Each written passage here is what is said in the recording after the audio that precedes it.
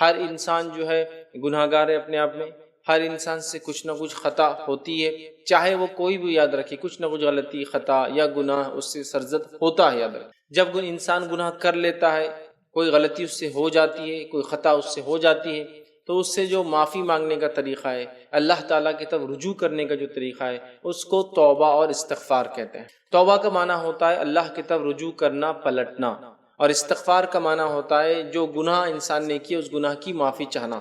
تو توبہ اور استغفار عموماً ایک ساتھ استعمال ہوتا ہے، اس لیے کہ جو انسان توبہ کرتا ہے، رب کی طرف پلٹتا ہے، رجوع کرتا ہے، ریٹرن ہوتا ہے، وہ استغفار بھی کرتا ہے، مطلب پلٹنے کے بعد جو گناہ ہوئے اس کی معافی بھی چاہتا ہے۔ تو توبہ پلٹنا مطلب غلط راستے سے پلٹ کر سیدھی راہ کی طرف مڑ جانا، صحیح چیز کی طرف پلٹ جانا، اپنی زندگی کی روش، گناہ کی روش کو چھوڑ کر پلٹ جانا، اپنے گناہوں کو چھوڑ دینا، یہ ہوا توبہ۔ اور استغفار، جب انسان توبہ کرتا ہے، پلٹتا ہے اپنے گناہوں سے، تو جو گناہ کر چکا ہے اس کے مٹانے کے لیے، اس کے خاتمے کے لیے، اس کے معافی کے لیے، اس کی مغفرت کے لیے وہ جو کام کرتا ہے اس کو کہتے ہیں استغفار۔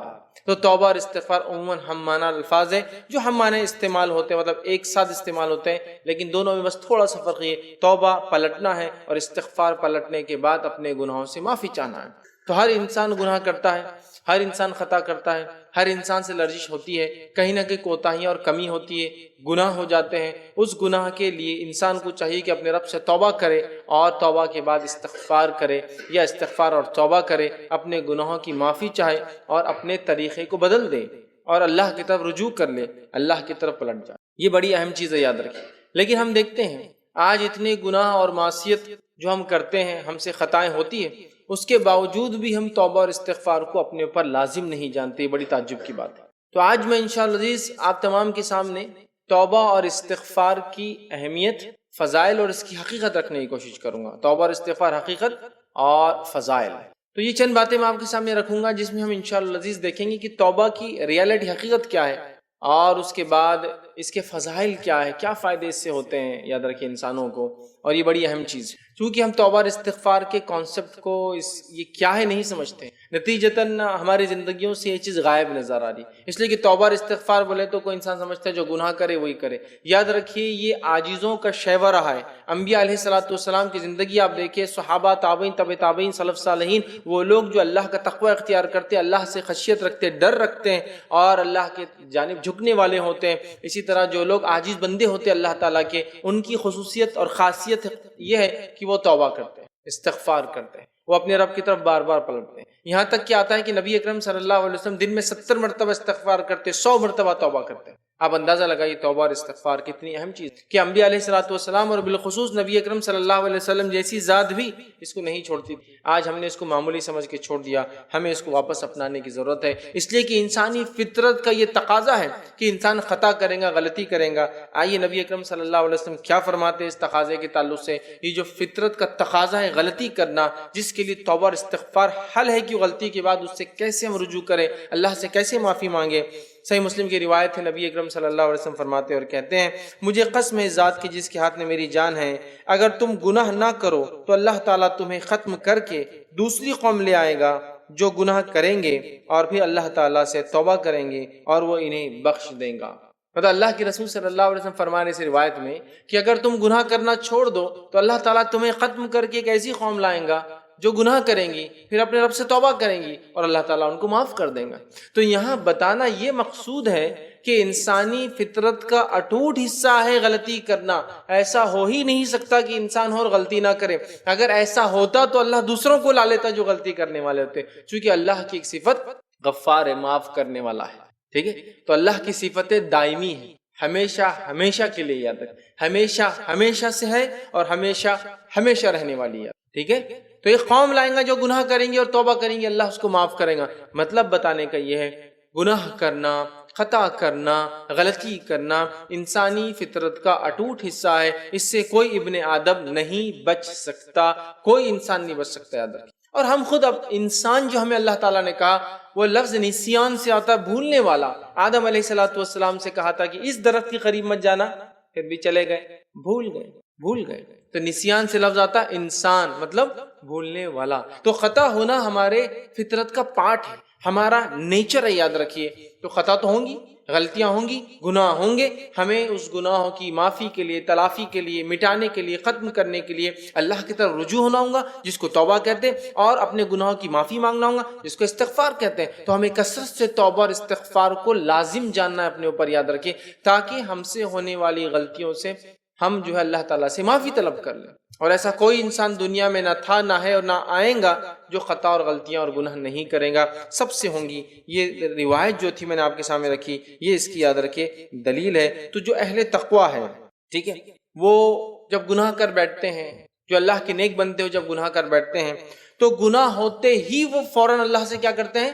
توبہ کر دیتے ہیں۔ ہم لوگوں ایسا انتظار نہیں کرتے، ہم لوگ انتظار کرتے گناہ گناہ گناہ گناہ، یہاں تک کہ اللہ رحم کرے کبھی تو موت آ جاتی اور معافی مانگنے کا وقت بھی نہیں ملتا، استغفار کا موقع بھی نہیں ملتا، رجوع کرنے کا موقع بھی نہیں ملتا۔ تو نیک لوگوں کی صفت، انبیاء کی صفت، صالحین کی صفت، اس کے بعد جو نیک لوگ ہوتے ہیں، اللہ کے اہل تقویٰ ہوتے ہیں یا اللہ کے نیک بندے، اللہ کے ولی ہوتے ہیں، ان کی ایک صفت یاد رکھی ہے، یہ فوراً جو ہے توبہ کرتے ہیں، بلکہ گناہ نہ بھی کرے تو توبہ اور استغفار کرتے ہیں، اس لیے کہ توبہ اور استغفار یہ باعث اجر اور ثواب ہوتا ہے ان کے لیے، گناہ نہ کرنے کے باوجود بھی اس کو کرتے ہیں۔ تو یہ ہمارے لیے کتنا لازم ہے کہ ہم جو اتنی خطا اور گناہ کرتے ہیں، توبہ اور استغفار کو لازم جانیں، چونکہ اس کے فضائل، فائدے ہم جانتے نہیں ہیں، اس کی اہمیت ہمیں بتائی یا سکھائی نہیں گئی ہے، یا اس کو معمولی عمل سمجھتے ہیں، یا یہ سمجھتے ہیں میں کون سے بڑے بڑے گناہ کر رہا ہوں جو میں توبہ اور استغفار کروں۔ آئیے نبی اکرم صلی اللہ علیہ وسلم کو دیکھیے، آپ کیا گناہ اور خطا کرتے تھے، پھر بھی آپ توبہ اور استغفار کرتے تھے۔ تو یہ اللہ تعالیٰ کی رحمت ہے ہمارے لیے کہ اللہ تعالیٰ رات میں اپنے ہاتھوں کو پھیلاتا ہے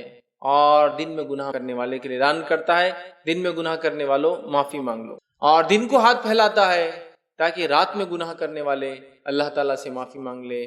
جب اللہ کا نیک بندہ اللہ تعالیٰ کے ساتھ کوئی خطا یا کوئی گناہ ہو جاتا ہے، وہ فوراً اپنے رب سے توبہ کرتا ہے، چونکہ اللہ سبحانہ تعالیٰ رات کے گناہ کرنے والوں کو دن میں معاف کر دیتا ہے توبہ کی وجہ سے، دن کے گناہ کرنے والوں کو رات میں معاف کر دیتا ہے توبہ کی وجہ سے۔ اگر ہم توبہ کو لازم جان لیں تو ہم اپنے گناہ مٹا سکتے ہیں، یاد رکھیے، اپنے رب کے پاس اپنی مغفرت درج کرا سکتے ہیں، یاد رکھیے۔ تو اللہ تعالیٰ معاف کرتا ہے، یہ اس کی وسعتیں ہیں۔ اور جتنے گناہ ہم نے کیے ہوں گے، یاد رکھیے، جتنے گناہ ہم نے کیے ہوں گے، جتنے گناہ ہم نے کیے ہوں گے، اگر شرک پہ موت نہ آئے اور توبہ کرتے رہے تو انشاءاللہ العزیز اللہ تعالیٰ کو معاف کرنے والا اور رحم کرنے والا پائیں گے۔ اس لیے اللہ تعالیٰ کی رحمت سے کبھی کبھی کبھی کبھی نا امید نہیں ہونا چاہیے۔ شیطان کا ایک حربہ اور چال ہوتی ہے، پہلے وہ گناہ کی طرف بڑھاتا ہے، گناہ کرواتا ہے، اور گناہ ہونے کے بعد یہ خیال ڈالتا ہے کہ اب تیری معافی نہیں ہے۔ تو یاد رکھیے، کبھی اللہ رب العزت کی رحمت سے، مغفرت سے، اس کی ذات سے کبھی مایوس مت ہو، چاہے کتنے گناہ ہوں۔ ہم اگر سچے دل سے توبہ کریں گے، توبۃ النصوحہ کریں گے، ایسی توبہ جس کے بعد وہ گناہ پھر نہ کرے، تو انشاءاللہ العزیز ہمارے رب کو ہم معاف کرنے والا، بڑا رحم کرنے والا، بلکہ کبھی کبھار اگر سچے دل سے توبہ رہی تو اللہ رب العزت گناہوں کو نیکی میں تبدیل، سمجھے؟ تو لہٰذا ہم خوب سے خوب توبہ کا اپنے اوپر جو دامن لازم جانیں، اور کبھی اللہ تعالیٰ سے نا امید نہ ہو۔ جب میں یہ کہہ رہا ہوں کہ اللہ تعالیٰ گناہ معاف کرتا ہے تو یقین جانیے میں آپ کو دعوت نہیں دے رہا ہوں کہ گناہ کیجیے، میں یہ کہہ رہا ہوں کہ گناہ ہونا ہمارے فطرت کا حصہ ہے، is a part of human nature، یہ ہماری فطرت کا حصہ ہے۔ جب ہوتے ہیں تو توبہ کرنا یہ راستہ ہے ان سے بچنے کا، یہ توبہ کرنا یہ راستہ ہے ان کو معاف کرانے کا، اس بات کو یاد رکھیے۔ تو اللہ کی رحمت سے کبھی مایوس نہ ہوں۔ سورہ ہجر میں اللہ رب العزت فرماتا ہے، آیت نمبر جو ہے 56 کے اندر اللہ فرماتا اور کہتا ہے، قَالَ وَمَن يَقْنُطُ مِن رَحْمَةِ رَبِّهِ إِلَّا الضَّالُّونَ، گمراہوں کے سوا اللہ کی رحمت سے کوئی نا امید نہیں ہوتا۔ اللہ کی رحمت سے وہ لوگ نا امید ہوتے ہیں جو ضالون ہوتے ہیں، صحیح راہ سے بھٹکے ہوئے ہوتے ہیں۔ تو ہمیں اللہ تعالیٰ کی رحمت سے کبھی مایوس نہیں ہونا چاہیے، گناہ چاہے کتنے ہی بڑے درجے کا ہو، ہمیں اپنے رب سے معافی مانگنا چاہیے، لیکن اس کی کچھ تقاضے ہیں، آخر میں انشاءاللہ تقاضے بھی رکھوں گا۔ اس کا ہرگز یہ معنی نہیں ہے کہ آپ وہی خطا بار بار کرتے جائے، پھر معافی مانگے، پھر وہی خطا کرے، پھر معافی مانگے۔ اس کے کچھ تقاضے انشاءاللہ آخر میں وہ تقاضے بھی ہم دیکھیں گے۔ تو اللہ کی رحمت سے ہمیں کبھی مایوس نہیں ہونا چاہیے۔ جامع ترمذی کی روایت ہے، نبی اکرم صلی اللہ علیہ وسلم فرماتے ہیں، حدیث کے راوی انس بن مالک رضی اللہ عنہ فرماتے اور کہتے ہیں، اللہ تعالیٰ کہتا ہے، اے ابن آدم، تو نے جب بھی مجھے پکارا اور میرے ساتھ امیدیں قائم کی، میں نے تمہارے گناہ بخش دیے۔ اے ابن آدم، پتہ اللہ کی وسعت رحمت الہی کتنی وسیع ہے۔ کیا فرما رہے نبی اکرم صلی اللہ علیہ وسلم؟ اللہ تعالیٰ کہتا ہے، اے ابن آدم، تو نے جب بھی مجھے پکارا اور میرے ساتھ امیدیں قائم کی، میں نے تمہارے گناہ بخش دیے، میں نے تمہیں معاف کر دیا، چاہے وہ کیسے اور کتنے بھی ہو، چاہے وہ گناہ کیسے بھی تھے اور کتنے بھی ہو۔ اگرچہ وہ آسمان کی بلندیوں تک بھی کیوں نہیں پہنچتے ہوئے ہو، مطلب اتنے زیادہ ہو کہ زمین سے لے کے آسمان تک کیوں نہ ہو، پھر تم نے میری بخشش طلب کی اور میں نے بخش دیا اور مجھے کسی کی کوئی پرواہ بھی نہیں۔ اے ابن آدم، تم نے جتنے بھی گناہ کیے ہو زمین سے لے کے آسمان تک، مجھ سے معافی طلب کی، میں نے تمہیں معاف کر دیا۔ اے ابن آدم، اگر زمین کے تہائیوں کے برابر گناہ کر کے بھی میرے پاس آؤ، زمین کی جتنی پرتیں جتنی تہ ہے، اگر اتنے گناہ کر کے بھی تم آؤ تو میرے ساتھ اگر کسی کو تم نے شریک نہ کیا ہو تو میں تمہیں زمین کی پہناؤں کے برابر مغفرت نواز دوں۔ اے ابن آدم، تم نے اگر زمین سے لے کر آسمان تک بھی گناہ کیے ہوں گے تو میں معاف کر دوں گا اگر تم معافی مانگو گے۔ اے ابن آدم، اگر تم میرے پاس زمین کی تہ کے برابر، زمین کے وزن کے برابر بھی گناہ لاؤ گے تو میں تمہیں زمین کے وزن کے برابر رحمت کے ساتھ ملوں گا، بس تم نے میرے ساتھ شرک نہ کیا ہو، بس تم نے میرے ساتھ شرک نہ کیا ہو۔ اور اگر توبہ انسان کرے گا تو گناہ چاہے جتنے بھی ہو، جیسے بھی ہو، اللہ تعالیٰ ان تمام گناہوں کو بخشنے پر قادر ہے۔ اور اللہ کے رسول کیا فرمایا؟ اللہ تعالیٰ کہتا ہے اور مجھے کسی کی کوئی پرواہ نہیں۔ تم اگر زمین سے لے کر آسمان تک گناہ لے کر بھی آؤں گے تو مجھے کسی کی پرواہ نہیں، یاد رکھیے، میں تمہیں معاف کروں۔ مطلب یہ کہ انسان ہونے کے ناطے مجھ سے اور آپ سے خطائیں اور غلطیاں ہوتی ہیں۔ جب خطائیں، غلطیاں اور گناہ ہوتے ہیں تو ہمیں اللہ تعالیٰ سے فوراً اس کی معافی مانگ لینا چاہیے، توبہ کر لینا چاہیے، استغفار کرنا چاہیے، رجوع پلٹ جانا چاہیے ان گناہوں سے، اور خوب اللہ سے معافی طلب کرنا چاہیے، استغفار کرنا چاہیے کہ اللہ مجھ سے گناہ ہوا ہے۔ ہم یقیناً دیکھیں گے ہمارے رب کو ہم توبہ قبول کرنے والا اور رحم کرنے والا پائیں گے۔ اسی طرح نبی اکرم صلی اللہ علیہ وسلم کا مقام ہم جانتے ہیں، مقام مصطفیٰ صلی اللہ علیہ وسلم ہم سب کو پتہ ہے، لیکن اس کے باوجود اس مقام پر نبی اکرم صلی اللہ علیہ وسلم جس مقام پر فائز ہے، نہ آپ سے پہلے کوئی ہوا تھا نہ آپ کے بعد قیامت تک کوئی ہوگا، اس کے باوجود بھی نبی اکرم صلی اللہ علیہ وسلم کتنے خالص دل سے دن اور رات، صبح اور شام اپنے رب سے توبہ استغفار۔ نبی اکرم صلی اللہ علیہ وسلم کا مقام ہم جانتے ہیں، اس مقام پر فائز ہونے کے بعد بھی رسول اکرم صلی اللہ علیہ وسلم صبح اور شام توبہ استغفار کرتے ہیں۔ یہ امت کے لیے نمونہ ہے کہ ہم توبہ استغفار میں کثرت کریں۔ آئیے نبی اکرم صلی اللہ علیہ وسلم کے تعلق سے قرآن کیا بیان کرتا ہے، رب العزت نے آپ کو کیا حکم دیا، پہلے اس حکم کو سنتے ہیں۔ سورہ محمد سورہ نمبر 47 آیت نمبر 19 میں اللہ فرماتا ہے اور کہتا ہے فَاعْلَمْ أَنَّهُ لَا إِلَهَ إِلَّا اللَّهُ وَاسْتَغْفِرْ لِذَنبِكَ وَلِلْمُؤْمِنِينَ وَالْمُؤْمِنَاتِ۔ اللہ فرماتا ہے کہتا ہے فَاعْلَمْ أَنَّهُ لَا إِلَهَ إِلَّا اللَّهُ، کہ اس بات کا اے محمد صلی اللہ علیہ وسلم علم رکھ لو کہ اللہ کے سوائے کوئی معبود برحق نہیں ہے، جان لیجئے کہ اللہ کے سوائے کوئی معبود برحق نہیں ہے، ٹھیک ہے۔ وَاسْتَغْفِرْ لِذَنبِكَ، اور اپنے گناہوں سے محمد صلی اللہ علیہ وسلم آپ استغفار کیجئے، اور اللہ فرماتا ہے اور اپنے گناہوں کی مغفرت اللہ سے طلب کیجئے، معافی مانگیے۔ وَلِلْمُؤْمِنِينَ، اور مومنوں کے لیے بھی آپ استغفار کیجئے، اور فرمایا وَالْمُؤْمِنَاتِ، اور مومن عورتوں کے لیے بھی، ایمان والیوں کے لیے بھی استغفار کیجئے۔ تو یہاں دیکھیے اللہ نے فرمایا وَاسْتَغْفِرْ لِذَنبِكَ، کہ اے محمد صلی اللہ علیہ وسلم آپ اپنے گناہوں سے اللہ سے استغفار کیجئے، معافی مانگیے، اور مومنوں کے لیے، اور مومن مرد اور مومن عورتوں کے لیے۔ تو یہاں اللہ رب العزت نبی کو اس مقام پر ہونے کے باوجود یہ کہہ رہا ہے اپنے گناہوں کی معافی طلب کیجئے۔ در حقیقت امت کو سبق ہے کہ امت کس کثرت استغفار کو لازم جائے، کہ نبی کو حکم آ رہا ہے۔ آئیے اسی طرح صحیح بخاری کی روایت ہے، نبی اکرم صلی اللہ علیہ وسلم کے تعلق سے آتا ہے، اور روایت کے الفاظ اس طرح سے مجھے اللہ کی قسم ہے میں ایک دن میں 70 مرتبہ سے زیادہ اللہ سے توبہ اور استغفار کروں۔ نبی اکرم صلی اللہ علیہ وسلم فرماتے ہیں مجھے اللہ کی قسم ہے میں ہر روز دن میں 70 مرتبہ توبہ اور استغفار کروں۔ نبی اکرم صلی اللہ علیہ وسلم کا معمول تھا، آپ بکثرت توبہ اور استغفار کرتے، 70 مرتبہ آپ خود کہہ رہے ہیں میں اللہ کی قسم میں 70 مرتبہ سے زائد اللہ سے توبہ اور استغفار کرتا ہوں۔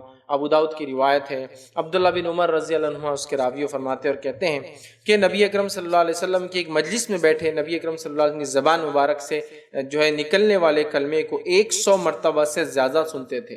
ہم نبی اکرم صلی اللہ علیہ وسلم کی زبان مبارک سے اس کلمے کو ایک مجلس میں more than 100 times 100 مرتبہ سے زیادہ سنتے تھے۔ وہ کیا کلمہ تھا؟ وہ کلمہ یہ تھا ربی اغفر لی وتب علیہ، اے اللہ میری مغفرت کر، مجھے معاف کر، وتب علیہ میں تیری طرف رجوع کرتا ہوں، پلٹتا ہوں، انک انت التواب الرحیم، اور اے اللہ تو رحم کرنے والا، تو توبہ قبول کرنے والا اور رحم کرنے والا ہے۔ ربی اغفر لی وتب علیہ، انک انت التواب الرحیم، اس کلمے کو جس کا معنی اے اللہ میری مغفرت فرما دے، اے اللہ میری توبہ قبول فرما لے، تو بہت ہی توبہ قبول کرنے والا اور رحم کرنے والا ہے، اس کلمے کو نبی اکرم صلی اللہ علیہ وسلم ایک مجلس میں صحابی کہہ رہے ہیں ہم 100 مرتبہ سے زیادہ سن لیتے، 100 ٹائمز آپ ریپیٹ کر دیتے۔ پہلی والی روایت میں نبی اکرم صلی اللہ علیہ وسلم خود فرما رہے ہیں کہ میں 70 سے زیادہ توبہ اور استغفار کرتا ہوں۔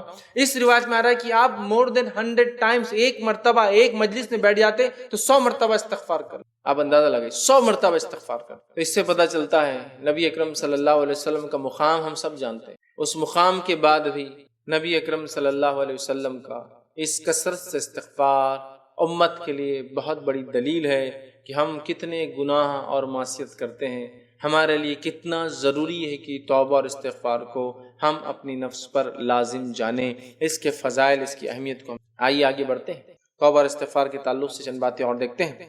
مخلص اور متقی لوگوں کا توبہ اور استغفار یہ اوصاف، یہ صفت ہے۔ پہلے تو نبی اکرم صلی اللہ علیہ وسلم کی خود یہ عادت مبارکہ تھی، اللہ نے آپ کو حکم دیا آپ کو 70 اور 100 مرتبہ توبہ استغفار کریں۔ اب ہم دیکھتے ہیں مخلص اور متقی لوگ جو اللہ کے خالص بندے ہوتے ہیں، اس کا ڈر اور پاس و لحاظ رکھتے ہیں، تقوی رکھتے ہیں، ان لوگوں کے اوصاف میں یہ بھی شامل ہے کہ وہ کثرت سے توبہ اور استغفار کرتے، یاد رکھیے۔ تو اہل ایمان میں جو مخلصین ہیں، جو ایسے اصحاب ہیں جو اللہ رب العزت پر ایمان لاتے ہیں اور نیک اعمال کرتے ہیں، ان کا یہ طریقہ ہے کہ وہ گناہوں پہ نہ کبھی اڑتے ہیں، نہ اصرار کرتے ہیں کہ میں کروں گا، بلکہ جو ہی گناہ ہوتا ہے اس کی معافی اپنے رب سے جو ہے طلب کر لیتے، یاد رکھیے۔ اور اللہ رب العزت نے قرآن میں فرمایا، سورہ آل عمران سورہ نمبر 3 آیت نمبر 16 اور 17 میں اللہ فرماتا اور کہتا ہے، الذین یقولون ربنا اننا آمنا فاغفر لنا ذنوبنا وقنا عذاب النار۔ اللہ فرماتا ہے ایمان والوں کا، مخلص ایمان لانے والوں کا، اللہ کے نیک بندوں کی ایک صفت آ رہی ہے۔ اللہ فرماتا ہے الذین یقولون ربنا اننا آمنا، وہ کہتے ہیں جو اللہ کے نیک بندے ہوتے ہیں، وہ لوگ جو کہتے ہیں کہ اے ہمارے پروردگار ہم ایمان لائے، تو ہمارے گناہ بخش دے۔ یقولون ربنا اننا آمنا، وہ کہتے اللہ ہم ایمان لائے، پھر فرماتا فاغفر لنا ذنوبنا، تو اللہ ہمارے گناہوں کو تو معاف کر، وقنا عذاب النار، اور ہمیں جہنم کے آگ کے عذاب سے بچا۔ نیک لوگوں کی صفت یہ ایمان لانے کے بعد اپنے گناہوں کی معافی طلب کرتے ہیں۔ یہ افسوس کی بات ہے، ہم لوگ اپنے آپ کو ایمان والا کہتے ہیں، لیکن ایمان کے بعد یہ ہم اپنے گناہوں کی معافی کروانا افسوس کی بات بھول جاتے ہیں، ایسا سوچتے ہیں کہ ہم گناہ کرتے کب ہیں۔ یہاں اللہ فرما رہا ہے الذین یقولون ربنا اننا آمنا فاغفر لنا، نیک لوگوں کی صفت یہ وہ کہتے ہیں اللہ ہم تجھ پر ایمان لائے اور ہمارے گناہوں کو معاف، کیا فرمانا، ذنوبنا وقنا عذاب النار، ہمیں جہنم کے عذاب سے، آگ کے عذاب سے بچا۔ پھر آگے فرمائے الصابرین والصادقین والقانتین والمنفقین والمستغفرین بالاسحار۔ اللہ فرماتا ہے کہتا ہے الصابرین، یہ وہ لوگ ہیں جو صبر کرنے والے ہیں، والصادقین اور صادق سچے ہیں، اور پھر فرمایا والقانتین اور فرما بردار ہے، پھر فرمایا والمنفقین اور اللہ کی راہ میں خرچ کرنے والے ہیں، والمستغفرین اور اللہ نے فرمایا والمستغفرین بالاسحار، اور سحر کے وقت اٹھ کر اللہ سے استغفار کرنے والے ہیں۔ تو اللہ نے کہا والمستغفرین بالاسحار، کہ رات میں اٹھ کر سحر میں استغفار کرنے والے لوگ ہیں۔ یہ صفتیں بیان کی اللہ کے نیک لوگوں کی۔ اللہ نے ایمان لانے کے بعد توبہ کرتے ہیں اور راتوں میں سحر کے وقت توبہ کرتے ہیں، اس کا مطلب یہ کہ رات میں اٹھ کے سحر کے وقت تہجد ادا کرتے اور توبہ کرتے ہیں۔ مطلب یہ وہ لوگ ہیں جو فرائض کو ادا کرنے کے ساتھ ساتھ نوافل میں اضافہ کرتے ہیں اور اس کے باوجود بھی استغفار کرتے ہیں۔ اللہ ہم پر رحم کرے، ہمارے تو فرائض ہی غائب ہیں اور استغفار کی تو کوئی موجودگی، کوئی دور دور تک اندیشہ بھی نظر نہیں آتا کہ ہم کبھی استغفار کریں۔ یہ وہ لوگ ہیں جو ایمان لاتے ہیں، فرائض ادا کرتے ہیں، نوافل راتوں کو اٹھتے ہیں اور پھر استغفار بھی کرتے ہیں۔ رات میں اٹھ کے استغفار کی خاص تذکرہ آ رہا ہے، تو گویا نفل ادا کرنے والے لوگ ہیں۔ نفل ادا کرنا بہت بھاری ہوتا ہے، یاد رکھیے، آسان نہیں ہوتا ہے۔ فرض تو ہے ہی، ظاہر سی بات ہے، فرض کے بعد نفل ہے، لیکن جو فرض کے بعد نفل کرے مطلب بہت بھاری بوجھ اٹھا رہا ہے، مطلب وہ فرض سے آگے بڑھ کے نوافل میں لگا رہا ہے۔ یاد رکھیے بہت ٹف، بہت مشکل۔ فرائض ہی کتنے مشکل سے ہوتے ہیں اندازہ ہوتا ہے نا، نوافل کے لیے کوئی جا رہا ہے مطلب کتنا اپنے نفس پر قابو پا چکا ہے ماشاءاللہ وہ انسان کہ نفل کے لیے جاتا ہے، فرائض سے آگے بڑھتا ہے۔ سمجھ رہے ہیں آپ بات؟ تو یہاں نیک لوگوں کی صفت اللہ رب العزت نے بتائی ہے، تو متقی لوگ جو ہے بکثرت اللہ سے توبہ اور استغفار کرتے، یاد رکھیے۔ دوسری جگہ اللہ رب العزت فرماتا ہے سورہ الذاریات آیت نمبر 18 میں اللہ نے فرمایا وَبِالْأَسْحَارِ هُمْ يَسْتَغْفِرُونَ، اور اللہ نے فرمایا اور وہ بوقت سحر استغفار کرتے۔ اور وہ لوگ اللہ کے نیک بندے بوقت سحر استغفار کرتے ہیں، اپنے گناہوں کی رب سے معافی طلب کرتے رات میں، اور کیوں نہ ہو، حدیث میں آتا صحیح مسلم کی، ہر رات اللہ تعالیٰ آسمانی دنیا پہ نازل ہوتا، ہر رات، رمضان میں نہیں، ہر رات، اور ایک آواز لگائی جاتی ہے کوئی مانگنے والا میں دینے بیٹھا ہوں، ہے کوئی معافی چاہنے والا میں معاف کرنے بیٹھا ہوں۔ تو وہ اس وقت اٹھتے ہیں جو سحر کا آخری وقت ہوتا ہے، اور وہاں اپنے رب سے استغفار کرتے، دو جگہ فرما دیا، راتوں کو اٹھ کر سحر میں استغفار کرتے۔ اسی طرح توبہ اور استغفار نبی اکرم صلی اللہ علیہ وسلم کا اسوہ تھا، طریقہ تھا۔ ایک تو اللہ نے حکم دیا، متقیوں کی صفت توبہ استغفار ہے، نبی اکرم صلی اللہ علیہ وسلم کا اسوہ طریقہ تھا، اور آپ کے تعلق سے آتا ہے کہ آپ بکثرت توبہ اور استغفار کرتے، اور اللہ رب العزت قرآن میں سورہ نصر سورہ نمبر 110 آیت نمبر 1 سے لے کر 3 یہ فرماتا ہے اور کہتا ہے، نبی اکرم صلی اللہ علیہ وسلم کو یہ حکم آیا جب آپ نبوت کا مشن ختم کرنے پڑتے، اب آپ کا دنیاوی مشن، نبوی مشن فنش ہو رہا تھا، ختم ہو رہا تھا، آپ لوٹ کر اپنے رب کے پاس اب جانے والے تھے، تو اللہ تعالیٰ نے رب کے پاس آنے سے پہلے کوئی طریقہ بتایا نبی اکرم صلی اللہ علیہ وسلم کو کہ نبی آپ کو کیا کرنا ہے ہمارے پاس آنے سے پہلے، وہ کیا طریقہ تھا؟ اللہ رب العزت فرماتا ہے اذا جاء نصر اللہ والفتح، اذا جاء نصر اللہ والفتح، کہ جب تم دیکھو اللہ کی مدد اور فتح تمہارے پاس آ گئی، وَرَأَيْتَ النَّاسَ يَدْخُلُونَ فِي دِينِ اللَّهِ أَفْوَاجًا، اور جب تم دیکھو کہ لوگ فوج در فوج، جوگ در جوگ، گروپ میں بڑی بڑی تعداد میں اسلام میں آنا شروع ہو گئے، حق کی طرف آنا شروع ہو گئے، دین میں آنا شروع ہو گئے، فَسَبِّحْ بِحَمْدِ رَبِّكَ وَاسْتَغْفِرْ، تو اے نبی اب آپ لگ جائیے، اللہ کی حمد و ثنا بیان کیجئے، فَسَبِّحْ تسبیح بیان کیجئے، بڑائی بیان کیجئے اپنے رب کی، فَسَبِّحْ بِحَمْدِ رَبِّكَ وَاسْتَغْفِرْ، اپنے رب کی تسبیح حمد و ثنا بیان کیجئے اور استغفار طلب کیجئے، إِنَّهُ كَانَ تَوَّابًا، اور یقیناً آپ کا رب توبہ قبول کرنے والا ہے۔ تو یہاں آپ دیکھیے فَسَبِّحْ بِحَمْدِ رَبِّكَ وَاسْتَغْفِرْ إِنَّهُ كَانَ تَوَّابًا، یہاں اس آیت میں عبداللہ ابن عباس رضی اللہ عنہما اس کی تفسیر کرتے اور کہتے ہیں یہ آیت اشارہ کر رہی تھی کہ نبی اکرم صلی اللہ علیہ وسلم کا ورلڈلی مشن کمپلیٹ ہو گیا، دنیاوی مقصد پورا ہوا، اب آپ دنیا سے کوچ کرنے والے ہیں، جانے والے، تو اس سے پہلے کیا کرنا ہے؟ فَسَبِّحْ بِحَمْدِ رَبِّكَ وَاسْتَغْفِرْ، تو یہاں علماء لکھتے ہیں کہ آخر وقت میں جب انسان کو پتہ چل جائے اس کا یہ آخر وقت ہے، کثرت سے اللہ کی حمد و ثنا کرے اور استغفار کرے۔ مطلب ہے کہ جب انسان بوڑھا ہو جاتا ہے، یقیناً جوان بھی کرے، لیکن بڑھاپے کے بعد تو یقینی موت ہوتی ہے، جوان کو امید ہوتی ہے، کثرت سے آخر وقت میں کثرت سے اللہ کی حمد و ثنا اور استغفار کرنا چاہیے۔ یہ بڑی افسوس کی بات ہے ہماری امت میں، جب انسان بوڑھا ہو جاتا ہے کثرت سے توبہ اور استغفار کے بدلے کثرت سے وہ ٹی وی اور موبائل اور میڈیا کے اندر پھنسا ہوا رہتا ہے، کثرت سے پوتے اور پوتیاں بازو ہے، نواسے اور نواسیاں بازو ہے، اور ہینڈ سیٹ اس کے اندر ریموٹ کنٹرولر، بس یہ اس کی زندگی ہے، میچز دیکھ رہا ہے، ڈرامے دیکھ رہا ہے، اور جو ہے ٹی وی کے سامنے لگا ہوا، یہ اس کی زندگی آخر وقت میں خاص طور سے فَسَبِّحْ بِحَمْدِ رَبِّكَ وَاسْتَغْفِرْ، اے نبی اللہ کی حمد و ثنا بیان کی، تسبیح بیان کیجیے، استغفار کیجیے، انہ کان توابا، یقیناً آپ کا رب توبہ قبول۔ تو نبی اکرم صلی اللہ علیہ وسلم زندگی میں بھی کرتے رہے، آپ کے نبوی مشن کے خاتمے کے بعد بھی اللہ تعالیٰ نے آپ کو اسی کا حکم دیا۔ حجاج جو لوگ حج کو جاتے ہیں، اللہ تعالیٰ نے ان کو بھی اسی کا حکم دیا کہ عرفے میں اور مزدلفہ کے اندر وہ لوگ کیا کریں، ان کے تعلق سے قرآن فرماتا ہے، کہتا ہے سورہ بقرہ سورہ نمبر 2 آیت نمبر 199 میں اللہ نے فرمایا ثم افیضوا من حیث افض الناس واستغفروا اللہ ان اللہ غفور الرحیم، اللہ فرماتا اور کہتا ہے پھر تم بھی وہاں سے ہو کر لوٹو جہاں سے ہو کر دوسرے لوگ لوٹتے ہیں، اور فرمایا اور اللہ سے مغفرت طلب کرو، بے شک اللہ بڑے بخشنے والا بہت رحم کرنے والا ہے۔ اور عرفہ میں جب لوگ کھڑے ہو کر اپنے رب سے معافی مانگتے ہیں تو اللہ تعالیٰ اہل عرفہ کی طرف دیکھتا ہے جو عرفات کے میدان میں، اور کہتا ہے فرشتوں گواہ رہنا میں نے ان سب کو معاف کر۔ حج میں بھی استغفار، اور حج کیا ہے؟ عرفہ ہی حج ہے، عرفہ ہی حج ہے، اور وہاں کیا حکم دیا گیا؟ توبہ استغفار اور دعا کرنے کا۔ گویا حج بھی توبہ استغفار اور دعا ہے، اور کچھ گناہوں سے معافی، گناہوں کی معافی بہت ضروری، یاد رکھیے ہم میں سے کوئی شخص چونکہ گناہ سے بچتا نہیں ہے، اور گناہ کے ساتھ جنت میں داخلہ نہیں ہو سکتا جب تک کہ ہمارا رب اپنے فضل جود اور کرم اور ہمارے کی گئے وہ اعمال جو اس کو پسند تھے اس کو قبول نہ کر لے۔ ایک تو فضل ہو اللہ کا، اور پھر ہمارے اعمال کو قبول کرے، اس کے بغیر معافی نہیں۔ تو حجاج کو بھی استغفار کا حکم دیا گیا۔ نبی اکرم صلی اللہ علیہ وسلم کا طریقہ بھی استغفار ہے، آپ 70 سے 100 مرتبہ کرتے۔ اہل تقوی اللہ کے نیک بندوں کا شعار یہی، نبی کو اپنے نبوی مشن کے خاتمے پر اس کا حکم دیا گیا۔ اسی طرح اللہ رب العزت نے حاجیوں کو حکم دیا کہ وہ بھی جب جو ہے مزدلفہ اور اسی طرح میدان عرفات میں ہوتے ہیں تو وہ اللہ رب العزت استغفار کرے۔ توبہ اور استغفار کے آئیے چند فضائل بھی آپ کے سامنے رکھتا ہوں، اس کے ثمرات، اس کے فضائل کیا ہے، یہ تو اہمیت تھی اس بات کی۔ اس کے ثمرات، اس کے فضائل میں جو سب سے پہلی چیز آتی ہے وہ یہ ہے، یاد رکھیے استغفار کے تعلق سے کہ استغفار کرنے سے اللہ رب العزت ہم پر رحم کرتا ہے، استغفار کرنے سے، اپنے گناہوں کی معافی مانگنے سے اللہ تعالیٰ مجھ پر اور آپ پر رحم کرتا ہے۔ ہم سب اللہ سے رحم کی بھیک مانگتے ہیں، دن رات مانگتے ہیں، اس لیے کہ ہم سب گناہ گار خطا کار ہیں۔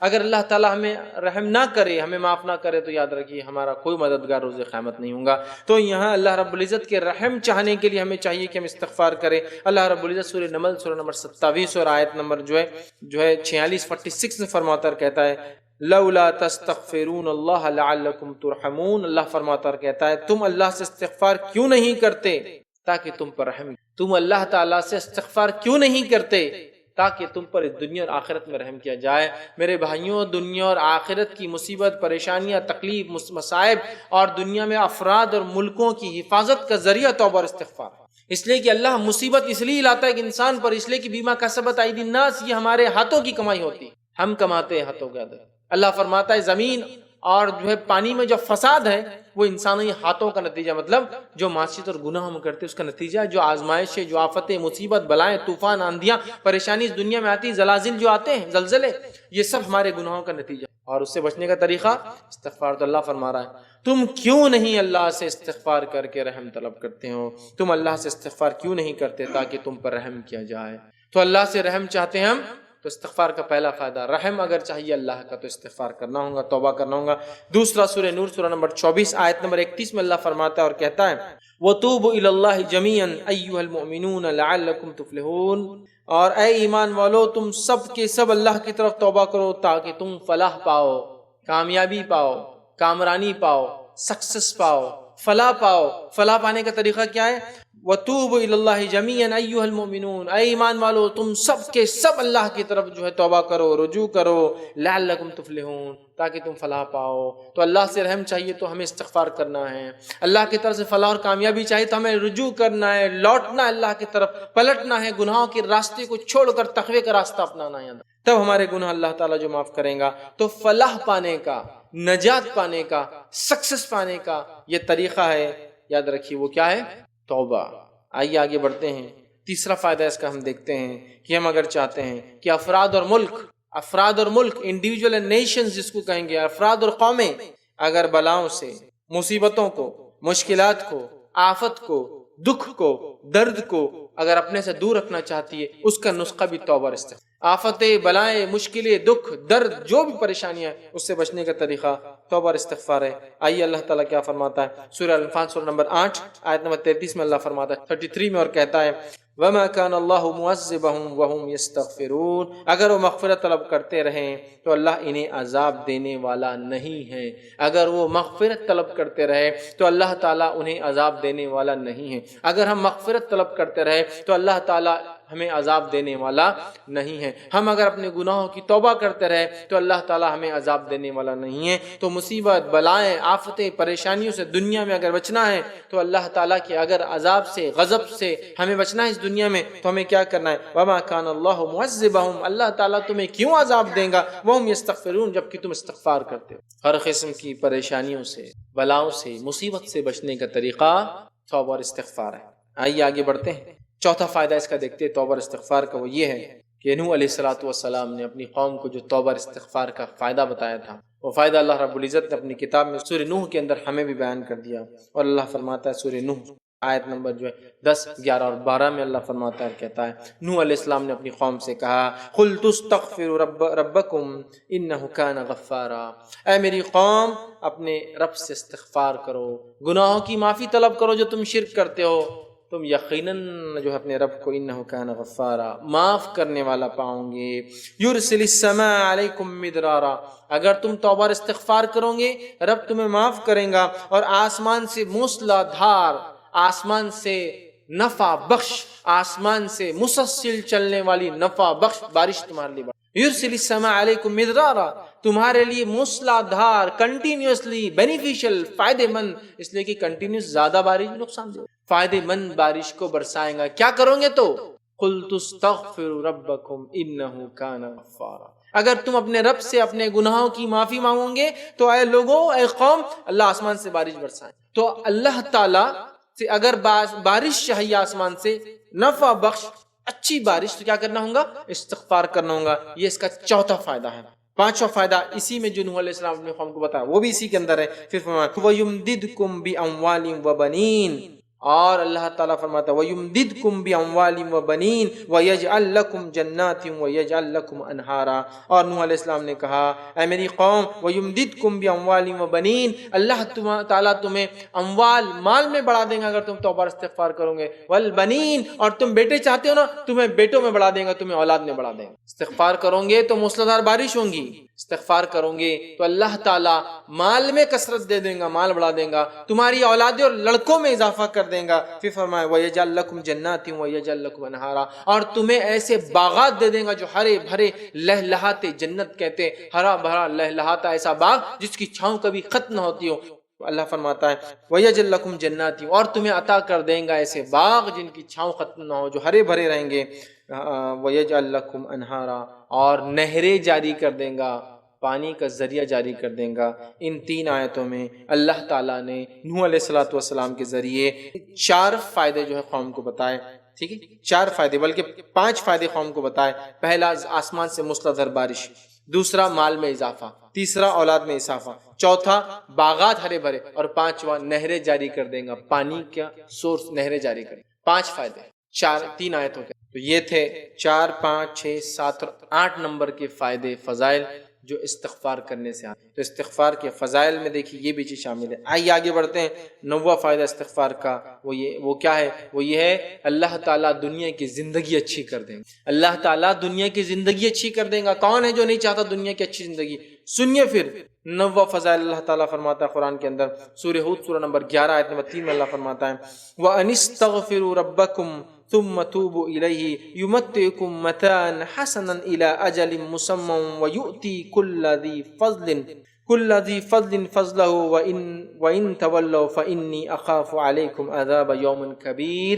اللہ فرماتا ہے کہتا ہے اور یہ کہ تم اپنے گناہ اپنے پروردگار سے معاف کرواؤ، اپنے گناہوں کو اپنے پروردگار سے تم معاف کرواؤ، استغفار کرو اور پھر اسی کی طرف متوجہ ہو اور توبہ کرو، گناہوں کو معاف فرماؤ. استغفر کا لفظ استعمال کیا، وَأَنِ اسْتَغْفِرُوا رَبَّكُمْ ثُمَّ تُوبُوا إِلَيْهِ، گناہوں سے معافی طلب کرو، رب کی طرف تم اگر لوٹو پھر وہ اسی طرف متوجہ ہو تو وہ تم کو وقت مقرر تک اچھا سامان زندگی دیں گا. تو اللہ تعالیٰ پھر اس زندگی میں دنیا میں تمہیں ایک وقت مقرر تک اچھا سامان دیں گا اور پھر فرمایا دے گا اور ہر زیادہ عمل کرنے والے کو زیادہ ثواب دیں گا، اور جو جتنا زیادہ عمل کریں گا اس کو اتنا زیادہ ثواب ملیں گا. اور اگر ایسا نہ کیا میری قوم تم نے تو میں ڈرتا ہوں ایک بڑے عذاب کے دن سے تمہارے بارے میں، مطلب یوم قیامت سے میں ڈرتا ہوں تم. تو یہاں ایک اچھی زندگی دنیاوی چاہیے تو توبہ اور استغفار کرنا ہے. تو ایک اچھی زندگی انشاءاللہ عزیز مجھے اور آپ کو ملیں گی. یہ 9واں فائدہ تھا. آگے بڑھتے ہیں. 10واں فائدہ کیا ہے؟ وہ ایک حدیث کے اندر آتا ہے. یوں تو اس کے اتنے فضائل ہے کہ میں سمجھتا ہوں اگر میں پورے فضائل لوں گا تو وقت بھی نہیں پوریں گے. ہم سیدھا لے رہے ہیں، جو 10 فضائل ہم دیکھ رہے ہیں، اتنے فضائل قرآن حدیث میں آتے ہیں. آئیے آگے بڑھتے ہیں. اور ایک فضیلت جو آتی ہے ابو داؤد کی روایت ہے، نبی اکرم صلی اللہ علیہ وسلم دیکھیے کیا فرماتے ہیں، کیا فضیلت ہے توبہ اور استغفار کی. سنیے غور سے. اللہ کے رسول صلی اللہ علیہ وسلم فرماتے ہیں جس نے استغفار کو اپنے اوپر لازم کر لیا، جس نے استغفار کو اپنے اوپر لازم کر لیا کہ مجھے یہ کرنا ہے، جس نے استغفار کو اپنے اوپر لازم کر لیا، اللہ اسے ہر غم سے نجات دے دیتا. اللہ اسے ہر غم سے نجات دے دیتا. اللہ اسے ہر غم سے نجات دے دیتا ہے. ہر تنگی وہ مشکل سے نکال دیتا ہے. ہر تنگی اور مشکل سے نکال دیتا ہے. اور وہاں سے رزق عطا فرماتا ہے جہاں سے اس نے سوچا بھی نہیں ہوگا. وہاں سے رزق عطا فرماتا ہے، روزی دیتا ہے جہاں سے اس نے سوچا بھی نہیں ہوگا. ایک حدیث 3 فضائل، 10واں 11واں اور 12ویں فضیلت. 3 فضائل کیا استغفار کی. اور آپ جہاں استغفار کا تذکرہ دیکھیں گے نا حدیث میں بالخصوص، تو ایک فائدہ تو حدیث میں ہے ہی نہیں، 2 3 4 5 فائدے ایک ہی حدیث میں ایک ساتھ آتے ہیں. دوسرے عمل کا کیسا، ایک حدیث آتی ہے تو ایک ہی فضائل یا فائدہ. استغفار کا جامع معاملہ آئے گا نا تو جیسا دیکھیے نوح علیہ السلام نے اپنی قوم کو کہا 5 فائدے بتائے، استغفار کے 5 فائدے. اللہ کے رسول صلی اللہ علیہ وسلم حدیثیں آپ دیکھیں 3 3 4 4 5 5 فائدے استغفار کے ایک ساتھ. یہ بڑا اہم عمل ہے، یاد رکھیں. تو یہاں 3 فضائل بتائے جا رہے. پہلا، جس نے استغفار کو اپنے پر لازم جان لیا، اپنے گناہوں کی توبہ کو اپنے پر لازم جان لیا، ہر غم سے نجات دیتا ہے. کون سا انسان دنیا میں جو آج غم زدہ نہیں؟ بتائیے. ہر غم سے نجات دیتا ہے. قومیں اور افراد سب پریشان ہیں غموں سے.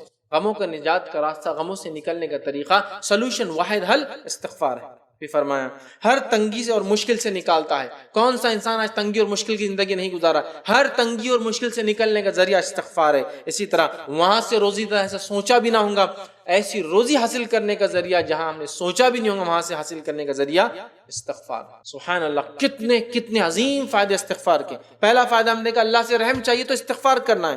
دوسرا ہم نے دیکھا فلاح چاہیے آخرت میں تو استغفار طریقہ ہے. تیسرا ہم نے دیکھا کہ اللہ تعالیٰ اس قوم کو عذاب نہیں دیتا، سزا نہیں دیتا جو استغفار کرتی ہے. چوتھا ہم نے دیکھا بارش کا برسنا یاد رکھیے استغفار کی وجہ سے ہوتا ہے. پانچواں ہم نے دیکھا یاد رکھیے کہ ہمارے مال میں اللہ اضافہ کر دیتا ہے. چھٹا ہم نے دیکھا یاد رکھیے ہماری اولاد میں اللہ اضافہ کر دیتا ہے. ساتواں ہم نے دیکھا ہمیں جو باغات عطا فرمائے گا. آٹھواں ہم نے دیکھا اللہ ہمارے لیے نہریں جاری کریں گا. نواں ہم نے دیکھا دنیا کی اچھی زندگی گزاریں گے.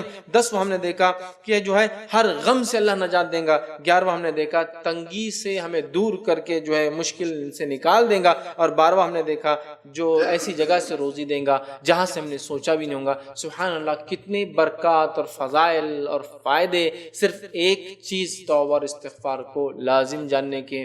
ہمیں چاہیے ہر مرد اور عورت، ہم تو اتنے گناہ کرتے جس کی کوئی انتہا نہیں. ہر شخص اپنے گناہوں کی بوجھ تلے آج دبا ہوا ہے. ہمیں اگر چاہیے کہ اس گناہوں کی بوجھ تلے نکل کر اپنے حالات کو اپنے رب سے معافی مانگ کر بدلوائے تو یہی طریقہ یاد رکھیے. قوموں پر جب عذاب آتے تھے تو قومیں ان عذاب کو دیکھ کر، عذاب کیوں آتے قوموں پر؟ ان کے گناہوں کی کثرت کی وجہ سے، بالخصوص شرک کے گناہ اور دیگر گناہوں کی کثرت کی وجہ سے جب عذاب آتے تھے تو قوم سمجھتی تھی یہ تو ہمارے لیے فائدے کی چیز. کسی قوم پر ہوا آ رہی تھی، وہ سوچ رہی ہے یہ ہوا فائدے نفع بخش چیز لائیں گی. چونکہ ہوا چلتی ہے تو پھر جھاڑوں سے جو ہے ذرات نکل کے دوسرے جھاڑ پر جاتے ہیں، پولینیشن ہوتا ہے، پھر وہ جھاڑ پھل دینے لگتا ہے. کیڑے پتنگے اڑ کے ایک علاقے سے دوسرے علاقے میں آتے ہیں جس سے بہت ساری تبدیلیاں آتی ہیں. تو وہ سمجھ رہے یہ ہوا ہمارے لیے فائدہ مند ہے، جبکہ اپنے گناہوں پر ان کی نظر نہیں تھی. یہ ہوا ان کے لیے فائدہ مند ہرگز نہ تھی، یہ ہوا ان کے لیے عذاب لے کر آئی. تو کسی قوم پر بارش برستی ہے تو وہ سمجھتا ہے کہ اب یہ بارش ہمارے لیے کھیتوں کو لہلہا دیں گی،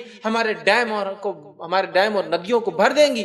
لیکن وہ اپنے گناہوں پر نظر نہیں ڈال رہے اعمال پر، نتیجتاً وہ بارش ان کے لیے عذاب اور سزا بنتی ہے. ایک قوم صرف ایسی گزری ہے قرآن کے اندر ہم مطالعہ کریں، جس قوم نے جب عذاب کو دیکھا بھاگ گئی، اپنے گناہوں پر نظر ڈال لیا اور توبہ کر لی اور بچ گئی. وہ قوم تھی قوم یونس. جب انہوں نے بادلوں کو آتے ہوئے دیکھا جو کالے اور گھنے تھے، وہ قوم سمجھ گئی یہ بادل ہمارے لیے کوئی خوشخبریاں نہیں لائے ہیں. ساری قومیں اس کے برعکس قرآن میں آتا ہے خوش ہوئی عذابات کو دیکھ کر، اب بارش آئیں گی، اب ہوا چلیں گی تو فصلیں اچھی اگیں گی. یہ قوم نے سمجھ لیا چونکہ ان کی نظر اپنے اعمال پہ تھی اور ان کے نبی یونس علیہ السلام ان کو چھوڑ کر چلے گئے تھے کہ قوم عذاب آنے والا. قوم فوراً بھاگ گئی، ہمارے اعمال ویسے نہیں ہیں، اپنے رب سے توبہ کیا، اللہ تعالیٰ نے ان پر سے عذاب ورنہ اکثر قومیں غرق رہی اپنے گناہوں میں اور اسی حالت میں دنیا سے چلے گئی. میرے بھائیوں، تو توبہ اور استغفار کو ہمیں اپنے اوپر لازم جاننا ہے اس سے پہلے کہ وہ عذاب آ جائے جس کا وعدہ کیا جاتا ہے. اور اب ہر وقتاً فوقتاً ہر مرحلے قوموں پر، دیگر قوموں پر، لوگوں پر، ملکوں پر اور زمین کے خطوں پر عذابات آتے رہیں گے. تو ہمیں فوراً اپنے گناہوں پر نظر ڈالنا ہے، توبہ اور استغفار کی کثرت کرنا ہے. پھر دیکھیے فائدے، بارش نہیں ہوتی توبہ اور استغفار، اولاد نہیں ہے توبہ اور استغفار، گناہ کی زیادت ہوگی توبہ اور استغفار، اللہ سے رحم چاہیے توبہ اور استغفار، غم سے نجات چاہیے توبہ اور استغفار، مصیبت پریشانی سے دوری چاہیے توبہ اور استغفار، ہے نا، دنیا اور آخرت کی کامیابی چاہیے توبہ اور استغفار کو ہم لازم جان لیں. سب کچھ اس کے اندر مل بہت بڑا عمل ہے، بہت بڑا عمل توبہ اور استغفار. یاد رکھیے تو یہ اس کے چند فائدے تھے، یاد رکھیے. اب آئیے توبہ اور استغفار کی حقیقت کیا ہے وہ بھی جانیں، ریالٹی. میں نے کہا تھا نا توبہ اور استغفار، اب ماشاءاللہ یہ سب پتہ چل گیا. اب میں روز توبہ اور استغفار شروع کر دوں گا جیسے ہم لوگ کرتے ہیں. توبہ اور استغفار کیا ہے ہمارے نزدیک معلوم؟ نماز کے بعد خاموشی سے مسجد میں بیٹھنا اور پھر ادھر اور ادھر دیکھنا کہ کوئی دیکھ تو نہیں رہا ہے اور فوراً اپنے دونوں گالوں پر ادھر کا ہاتھ ادھر، ادھر کا ادھر ماننا، اور یہ ہے توبہ اور استغفار. ہے نہیں یہ کرتے توبہ استغفار بولتے کیا یوں کر لیے، روز پہلے دیکھ لیتے کوئی دیکھ تو نہیں رہا تاکہ لوگوں کو پتہ نہ چلے میں گناہ کرتا ہوں. کون سا ایسا انسان جو گناہ سے بچا ہے؟ ابن آدم کی حقیقت تو دیکھیے، اپنے جسم میں غلاظت لے کر پھرتا ہے. پیدائش دیکھیے تو ایسی جگہوں سے پیدا ہوتا ہے جن کو چھپانا لازم ہے. اس کے بعد وہ کیسے سمجھتا ہے گناہوں سے پاک کر بچا ہوا ہے؟ ہماری حقیقت تو دیکھیے، ہم کیا حقیقت ہے ہماری. لیکن اللہ کا فضل ہے، اس کے بعد بھی ہمارے گناہوں کو معاف کرتا ہے، ہماری عبادتوں کو قبول کرتا ہے. سمجھ رہے ہیں بات؟ تو بہرحال توبہ اور استغفار کی حقیقت کیا ہے پہلے وہ جانیں. توبہ اور استغفار یہ ہے کہ اپنے گناہوں پر سچے دل سے نادم ہو کر اس کے لیے اللہ کی طرف رجوع کر کے پلٹ کر توبہ کرنا اور استغفار کرنا، اے اللہ یہ جو میں نے گناہ کیا اب میں نہیں ہوں، یہ توبہ اور استغفار ہے۔ تو خالص دل مخلص ہو کر اس عمل پہ نادم ہو کر ہمیں توبہ کرنا ہے، مطلب ہم کبھی اس عمل کی طرف رجوع نہیں کریں گے۔ توبہ مطلب اب اللہ اس سے ہم پلٹ گئے، ہم رجوع ہو گئے، ٹرن ہو گئے، ہماری لائف ہم نے چینج کی۔ توبہ کا معنی ہے پلٹنا، رجوع کرنا، پھر جانا۔ تو ہم نے اپنے آپ کو پھیر لیا اس گناہ کی زندگی سے، یہی توبہ ہے۔ ہاں بس توبہ کا رسمی عمل رہ گیا، استغفر اللہ کہا اور گناہ شروع، یا گناہ کرتے کرتے استغفر اللہ استغفر اللہ۔ استغفار میں نے کہا نا، اس کا غلط معنی مت لیجیے، یہ گناہ کی دعوت نہیں ہے، ہونے والے گناہوں کی مٹانے کا طریقہ۔ یہ گناہوں کی دعوت نہیں، گناہ کرو پھر مٹاؤ، یہ جو گناہ ہوتے ہیں چونکہ یہ پارٹ آف ہیومن نیچر ہے، اس کو مٹانے کا طریقہ دیا جا رہا ہے۔ تو استغفار کی حقیقت کو آپ جان لیں، یہ صرف کلمات نہیں ہے جس کو ہم پڑھ لیں بس جیسے تیسے پڑھ لیں، یہ کوئی عمل نہیں ہے کہ گال پہ ہاتھ مار لیا تو ثابت نہیں گال پہ ہاتھ مارنا، یہ ہم نے بنا لیا عمل توبہ اور استغفار کا۔ اس کی حقیقت کو جانیں، اور اس کی حقیقت کیا ہے میں آپ کو بتاتا ہوں۔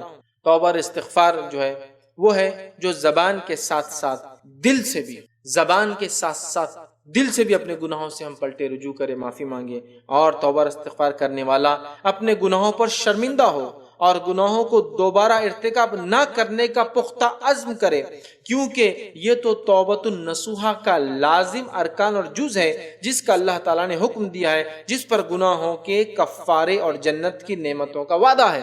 تو اگر ہم گناہوں کا کفارہ چاہتے ہیں، گناہ مٹانا چاہتے ہیں، تو خالص دل سے توبہ کرے، زبان پہ کلمات بھی ہو، دل سے نادم بھی ہو۔ اور نبی اکرم صلی اللہ علیہ وسلم فرمائے، ایک انسان ایک گناہ کرتا ہے، اللہ سے توبہ کرتا ہے، اللہ اسے معاف کرتا ہے، پھر گناہ کرتا ہے، پھر توبہ کرتا ہے، پھر اللہ اسے معاف کرتا ہے، پھر گناہ کرتا ہے، پھر توبہ کرتا ہے، پھر اللہ معاف کرتا ہے اور کہتا ہے فرشتوں گواہ رہنا، اس کو میں نے معاف کر دیا، اور اس کے پورے گناہ معاف کر دیا ساری زندگی کی باقی۔ جیسے اصحاب بدر کی طرف اللہ تعالیٰ نے دیکھا، نبی اکرم صلی اللہ علیہ وسلم فرماتے ہیں اصحاب بدر کی طرف اللہ نے دیکھا اور کہا چاہو جو کرنا ہے کرو، میں نے تم کو معاف۔ اصحاب بدر چونکہ انہوں نے اتنا بڑا کام کیا تھا اللہ کی راہ میں، اللہ نے انہیں معاف کر دیا ہے نا۔ اصحاب بدر میں سے ایک صحابی تھے جنہوں نے ایک بار، یہ ان کی غلطی تھی کہ مسلمانوں کی خبر کافروں کو پہلے پہنچا دی تھی، سزا نہیں دی گئی، کیوں کہ اللہ تعالیٰ نے اصحاب بدر کے دیکھا اور کہا چاہو جو کرنا ہے کرو، میں نے معاف کر دیے، بخش دیے گئے۔ سمجھ رہے آپ بات؟ تو بخش دیے جانے کے لیے ضروری ہے توبۃ النصوحہ، سچی توبہ دل سے۔ تو اس شخص کا کیا جو حدیث میں آ رہا ہے اللہ نے اسے معاف کر دیا، توبہ کی بات یاد رکھیے، اس کا معنی یہ نہیں ہے کہ وہ ایک ہی گناہ کر رہا تھا۔ انسان ہونے کے ناطے ایک گناہ سے توبہ کی بات، کیا آپ سمجھتے دوسرا گناہ نہیں ہوگا؟ بالکل ہوگا۔ کل بنی آدم خطا وخیر الخطائین التوابون، آدم کی ہر اولاد خطا کار ہے، بہتر وہ ہے جو توبہ کر۔ دوسرا ہوگا، اس نے دوسرا گناہ کیا، پھر اب سے معافی مانگی، پھر اس سے تیسرا گناہ، پھر اس نے معافی مانگی، چونکہ وہ عادی تھا معافی مانگنے کا، اللہ نے اعلان کر دیا فرشتوں گواہ رہنا، اس کو معاف کر دیا ہمیشہ کے لیے، چونکہ یہ عاجز بندہ ہے، میرا تائب بندہ ہے، ایک گناہ ہوتا ہے معافی کرتا ہے، دوسرا گناہ ہوتا ہے معافی کرتا ہے، تیسرا گناہ ہوتا ہے۔ لیکن اگر ایک آدمی ایک ہی گناہ پر اڑا ہے، اس کا مطلب اس کی پہلی توبہ سچی نہیں ہے۔ اس لیے میں نے کہا خالص مخلص دل سے ہو کر، زبان سے کلمات ادا کر کے، دل میں نادم ہو، پکے عزم کے ساتھ، پھر اس گناہ کی طرف نہ پلٹنا، یہ توبہ ہے اور توبۃ النصوحہ کا ٹوٹ پاٹ ہے۔ اللہ تعالیٰ سنیے سورہ تحریم میں آیت نمبر 8 میں کیا فرماتا ہے، اور اللہ فرماتا ہے یا ایھا الذین آمنوا توبوا الی اللہ توبۃ نصوحا عسى ربکم ان یکفر عنکم سیئاتکم ویدخلکم جنات تجری من تحتها الانہار۔ اللہ فرماتا ہے ایمان والو، تم اللہ کے سامنے سچی خالص توبہ کرو، قریب ہے کہ تمہارا رب تمہیں ایسی جنتوں میں داخل کرے جن کے نیچے نہریں بہتی ہے۔ تو اسی لیے میں نے کہا توبۃ النصوحہ جس کے کرنے سے جنت میں چلے جاتے ہیں، جس کے نیچے نہریں ہیں، اس توبہ کا لازمی جز ہے کہ گناہ کرنے کے بعد واپس نہ پلٹائے تو مغفرت کے وعدے ہیں۔ تو توبۃ النصوحہ، سچی توبہ کرے اے ایمان والو، تم اللہ سے سچی خالص توبہ کرو، قریب ہے تمہارا رب تمہیں ایسی جنتوں میں ڈال دیں جن کے نیچے نہریں بہ رہے۔ تو اللہ فرما رہا ہے ایسا ربک یکفر عنکم سیئات، اور تمہارے گناہوں کو اللہ معاف کر دے اور تمہیں ایسی جنتوں میں ڈال دے۔ ہم چاہتے ہیں ہمارے گناہ معاف ہو، توبۃ النصوحہ کیجیے، سچی توبہ کیجیے اپنے رب سے، یہ لازم ہے۔ امام قرطبی رحمہ اللہ تفسیر قرطبی فرماتے توبہ کے تعلق سے کہتے ہیں ہمارے علماء کا کہنا ہے مطلوبہ استغفار، جو اوپر توبۃ النصوحہ والی بات ہو رہی، مطلوبہ استغفار وہ ہے جو گناہ پر اصرار کی گرہ کھول دے۔ مطلب یہ وہ توبہ ہے جو گناہ پر اصرار کی گرہ کو کھول دے، مطلب ایک انسان بار بار وہی گناہ نہ کرے، اصرار نہ کرے، بلکہ گرہ کھل جائے، اب وہ گناہ کی طرف نہ جائے۔ تو بار بار جو ہے گناہ پر اصرار کی گرہ کھول دے اور اس کا معنی و مفہوم دل میں جو ہے ثبت کر دے اور اس کا معنی اور مفہوم استغفار کا دل میں جما دے، سمجھ جائے انسان اس کا معنی کیا ہے۔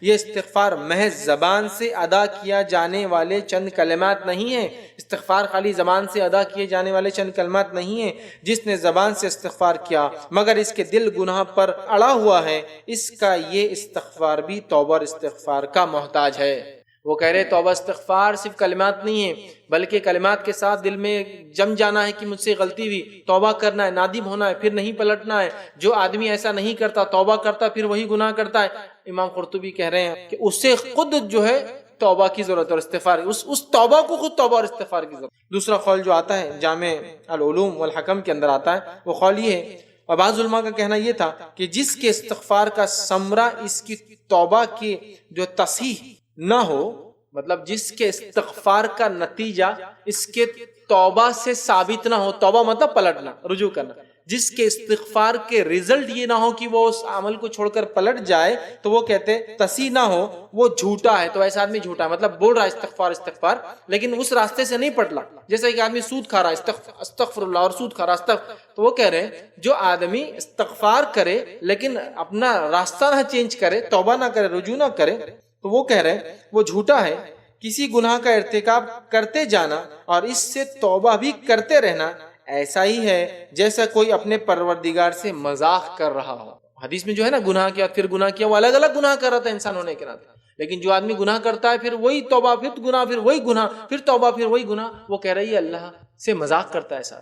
اس نے توبہ کو مذاق بنا دیا، تو توبہ کو سچی دل سے خالص ہو کر اپنے گناہوں پر نادم ہو کر اور کبھی نہ دوہرا کے ہمیں کرنا ہے۔ یہی توبہ کی کنڈیشن ہے، سب سے پہلے دل میں نادم ہوں، اپنے گناہوں سے توبہ کرے، استغفار کرے، رجوع کرے۔ تیسرا اس کام کو دوبارہ نہ دہرائے، اور بندوں کا معاملہ ہو تو اس چیز کو لوٹا دے۔ یہ اس کی کنڈیشن اور شرائط ہے، یاد رکھیے توبہ اور استغفار کے۔ اس چیز کو ہمیں جو ہے سمجھنے کی جو ہے بہت زیادہ ضرورت ہے۔ اسی طرح جو ہے توبہ اور استغفار یاد رکھیے یہ جو ہے بڑی اہم چیز ہے۔ اللہ رب العزت توبہ کے تعلق سے دیکھیے کیا فرماتا ہے کہ جو ہے یہ باعث عبرت اور نصیحت ایک چیز ہے، یاد رکھیے توبہ اور استغفار، کہ اب اگر ہم شریعت پہ عمل کریں گے اور ہم سے گناہ سرزد ہوں گے، ہم افراد ہیں، ہم قومیں ہیں، ہم سے گناہ ہوں گے، اگر ہم اپنے رب سے معافی مانگیں گے تو انشاءاللہ عزیز ہم اپنے گناہ کی معافی مانگیں گے تو اللہ ان گناہوں کو معاف بھی کرے گا اور ہمیں اعلیٰ سے اعلیٰ جنت میں مقام دے گا۔ اللہ تعالیٰ سنیے قرآن میں سورہ زمر سورہ نمبر 39 آیت نمبر جو 53 اور 54 میں 53 اور 54 میں فرماتا ہے قل یا عبادی الذی اسرفوا علی انفسہم لا تقنطوا من رحمت اللہ ان اللہ یغفر الذنوب جميعا انہ هو الغفور الرحیم وانیبوا الی ربکم واسلموا له من قبل ان یأتیکم العذاب ثم لا تنصرون۔ اللہ فرماتا ہے اور کیا کہتا ہے سنیے، اے نبی کہہ دیجئے قل یا عبادی الذی اسرفوا علی انفسہم، کہہ دیجئے کہ اللہ کہتا ہے اے میرے بندو جنہوں نے اپنی جانوں پر زیادتی کی ہے، تم اللہ کی رحمت سے ہرگز نا امید نہ ہو جانا، بالیقین اللہ تعالیٰ سارے گناہوں کو بخش دیتا ہے، واقعی وہ بڑا بخشنے والا اور رحم کرنے والا ہے۔ سچی توبہ کریں گے تو انسان اللہ سے مایوس کبھی نہ ہو، اللہ انشاءاللہ عزیز سچی توبہ کرنے والے گناہوں کو معاف کرتا ہے۔ تم سب اپنے رب کی طرف جھک جاؤ اور اس کے حکم برداری کیے جاؤ اس سے قبل کہ تمہارے پاس عذاب آ جائے اور پھر تمہاری مدد نہ کی جائے۔ توبہ کے بعد کیا کہا؟ جو ہے بخشش دیتا ہے، واقعی وہ بڑی بخشنے اور رحم کرنے والا ہے۔ تم سب اپنے رب کی طرف جھک جاؤ اور اس کے حکم کی فرمانبرداری کرو۔ توبہ کے بعد زندگی کو چینج کر لو، اللہ کے سامنے جھک جاؤ، اس کے احکامات کی فرمانبرداری کرو تو فائدہ یہ ہوگا، جھک جاؤ اس سے قبل کہ تمہارے پاس عذاب آ جائے اور تمہاری پھر مدد نہ کی جائے۔ تو یہاں اس آیت میں کہا گیا کہ اے اللہ کی بندو، اللہ کی جو ہے رحمت سے مایوس نہ، کبھی مایوس نہ۔ اللہ تعالیٰ یغفر الذنوب جميعا، تمام گناہوں کو معاف کرنے پہ قادر ہے بنا کسی کی پرواہ کیے ہوئے۔ کوئی پوچھ نہیں سکتا اللہ اسے کیوں معاف کر دیا، میرے کیوں نہیں، بنا کسی کی پرواہ۔ ٹھیک ہے، تو ہم اپنے گناہ کی معافی مانگی۔ آئیے اب چند باتیں صرف استغفار کے تعلق سے، اس کی کلمات کے تعلق سے آپ کے سامنے رکھوں گا۔ استغفار کے اندر کون کون سے استغفار ہے جو نبی اکرم صلی اللہ علیہ وسلم ثابت ہے؟ تو سب سے چھوٹا استغفار تو استغفر اللہ استغفر اللہ من کل ذنب واتوب الیہ، استغفر اللہ آپ اتنا بھی کہہ دے تو کافی ہے۔ نبی اکرم صلی اللہ علیہ وسلم ہر نماز کے بعد جب اگر آپ امام ہوتے تو پلٹتے، اور پلٹنے کے بعد ایک مرتبہ اللہ اکبر، 3 مرتبہ استغفر اللہ استغفر، تو اتنا پڑھنا بھی انشاءاللہ العزیز کافی ہے۔ لیکن اس سے ہٹ کر بھی آپ پڑھ سکتے ہیں، جیسے صحیح بخاری کی روایت ہے، اور شداد بن اوس رضی اللہ عنہ اس کے راوی فرماتے ہیں نبی اکرم صلی اللہ علیہ وسلم نے ایک استغفار پڑھا اور اس کو سید الاستغفار کہا، استغفار کا سردار، لیڈر، معافی مانگنے کے لیے۔